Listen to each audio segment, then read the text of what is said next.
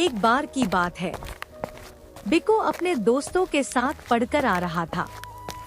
तभी सभी को गांव के बीचों बीच एक लड़क दिखाई देती है। लड़की को देखकर बिकू रुक जाता है।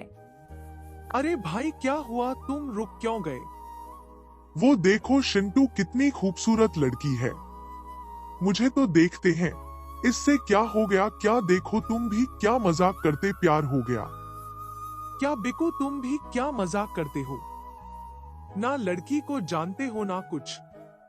तुम कब सुधरोगे? लड़कियों के साथ फ्लर्ट करना छोड़ोगे कि नहीं? अब बस मुझे उससे प्यार हो गया तो हो गया। मैं जा रहा हूँ उसे प्रपोज करने। ये भाई तुम ही जो वो, हम सब जा रहे हैं घर। इतना कहकर बिकू के दोनों दोस्तों वहाँ से चले जाते हैं। पर बिकू था एक नंबर का कमीना लड़का। जो लड़की उसे पसंद आ जाती थी, उसके साथ वो फ्लर्ट जरूर करता था। फिर बिकू उस लड़की के पास आता जिसका नाम सोनाक्षी था। हेलो मिस, आपका नाम क्या है? मेरा नाम तो सोनाक्षी है, और आपका नाम क्या है? मैं बिकू हूँ। मैं यहाँ से गुजर रहा था, पर आप इतनी खूबसूरत हो कि मैं आपके पास खिंचा चला आया। क्या मैं सच में खूबसूरत हूँ? हाँ जी, सच में आप खूबसूरत नहीं, बहुत खूबसूरत हो। क्या आप मेरी गर्लफ्रेंड बनोगी? हाँ, क्यों नहीं बनूंगी। फिर क्या बिकू और सोनाक्षी गर्लफ्रेंड बॉयफ्रेंड बन जाते हैं। बिकू अब दिन भर सोनाक्षी से बात करता रहता है। और गांव में एक खंडहर था जिसमें कोई आता जाता नहीं था। बिकू सोनाक्षी को रोज शाम को मिलने उसी खंडहर में बुलाया करता था। ये सिलसिला 2-3 साल तक चलता है। फिर धीरे धीरे ये बात बिकू के घर पर भी पता चल जाती है और सोनाक्षी की घर पर भी। मुझे पहले से ही शक था कि ये पढ़ाई के आड़ में छुपकर लौंडियाबाजी कर रहा है। अब जब उस लड़की के साथ 2-3 साल साथ में रहा है, अब शादी नहीं करेगा उससे तो मैं तुझे अपने घर से बेदखल कर दूंगा, समझा? बिकू सोनाक्षी से भले ही बात करता था, पर प्यार नहीं करता था और शादी भी नहीं करना चाहता था। फिर सोनाक्षी बिकू पर फोन करती है। बिकू, मुझे आज शाम को तुमसे मिलना है। कैसे भी करके आ जाओगे ना? हाँ ठीक है। सोनाक्षी को बिकू का ये व्यवहार बिल्कुल भी अच्छा नहीं लगता है। ये बिकू को क्या हुआ, अजीब बर्ताव कर रहा है। चलो आज मिलूंगी तो पूछूंगी उससे। पूरा दिन बीत जाता है और शाम हो जाती है। बिकू और सोनाक्षी भी उस खंडहर के पास मिलते हैं। बिकू, हम दोनों बहुत छुप छुप कर मिल लिए। अब हम दोनों को शादी कर लेनी चाहिए। हाँ हाँ सोनाक्षी, क्यों नहीं। अब आज तो ना, पर कल मैं सारा बंदोबस्त कर दूंगा। तुम कल यहीं पर आना, फिर शादी करके हम दोनों जीवन भर साथ रहेंगे।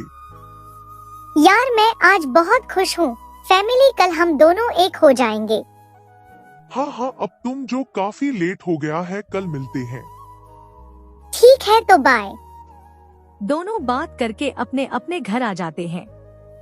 इधर बिकू एकदम टेंशन में पड़ जाता है। इस सोनाक्षी का कुछ तो करना पड़ेगा। मैं इसे अपने गले का हड्डी नहीं बन सकता। ऊपर से पापा अलग नहीं जिद पकड़ के बैठे हैं, और इन सब की जड़ है सोनाक्षी। इसको ही खत्म करना पड़ेगा। अगले शाम को बिकू उसी खंडहर पास चला जाता है। कुछ देर में सोनाक्षी भी आ जाती है, पूरा साड़ी वाड़ी पहन के। चलो बिकू, कहाँ सारी तैयारी है ना? अब हम दोनों की शादी होगी। वाओ। हाँ हाँ, सब तैयार है। तुम उस तरफ मुड़ जाओ, और जब तक मैं ना कहूँ तुम इधर मत मुड़ना। फिर सोनाक्षी दूसरी तरफ मुड़कर खड़ी हो जाती है। तभी बिकू पीछे से सोनाक्षी को चाकू मार देता है। चाकू लगते ही सोनाक्षी तुरंत मर जाती है। सोनाक्षी को मारकर बिकू सोनाक्षी की लाश को वहीं छोड़कर भाग जाता है। सोनाक्षी मरने के बाद एक भयंकर चुड़ैल बन जाती है।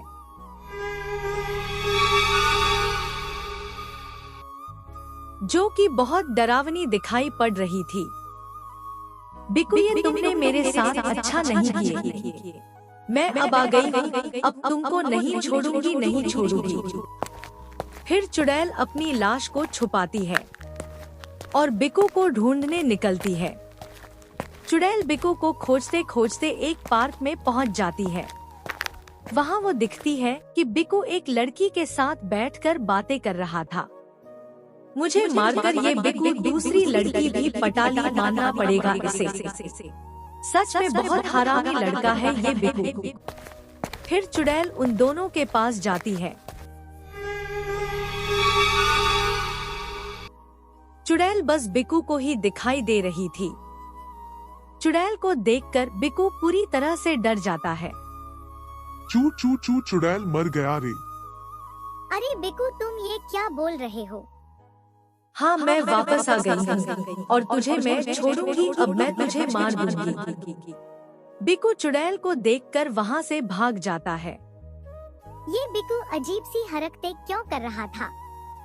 मुझे तो कुछ समझ में ही नहीं आ रहा है। फिर वो लड़की भी पार्क से चली जाती है। इधर चुड़ैल भी पीछे पीछे बिकू के घर आ जाती है। फिर अगले दिन बिकू एक तांत्रिक को बुलाता है।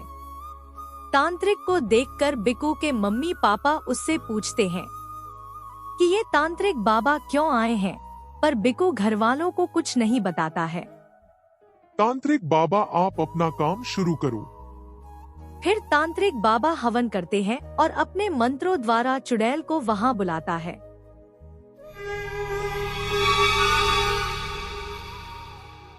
क्यों रे चुड़ैल, तू इस लड़के को क्यों परेशान कर रही है? इसने तुम्हारा क्या बिगाड़ा है? क्या बिगाड़ा है इसका और मेरा 3 साल का रिलेशन था। जब मैं इससे बोली कि हम लोग अब शादी कर लेते हैं, तब इसने बोला कि ठीक है, और अगले दिन में पूरी तरह सच सवर के आई थी कि ये मुझसे शादी करेगा, पर इसने मुझे धोखे से मार दिया, जिससे मेरी मौत हो गई और मैं मरने के चुड़ैल बन गई। अब आई हूँ इससे बदला लेने। तांत्रिक बाबा को चुड़ैल की बातों में सच्चाई दिखाई देती है। फिर तांत्रिक बाबा बिकू से पूछते हैं, बिकू, ये चुड़ैल जो बोल रही है, क्या ये बात सही है? हाँ, बता कि तूने कैसे मुझे धोखे से पीछे से चाकू से मर दिया था। सब बता कि सबको पता चले कि तू इंसान नहीं बल्कि हत्यारा है। हाँ तांत्रिक बाबा, ये बात सही है। सोनाक्षी, मुझे माफ कर दो, मुझसे बहुत बड़ी गलती हो गई उस दिन। अब तुम जो सजा दोगी मैं स्वीकार कर लूंगा। चलो चुड़ैल, इसने अपनी गलती को स्वीकार ली ना, अब इसे साजा कानून देगी।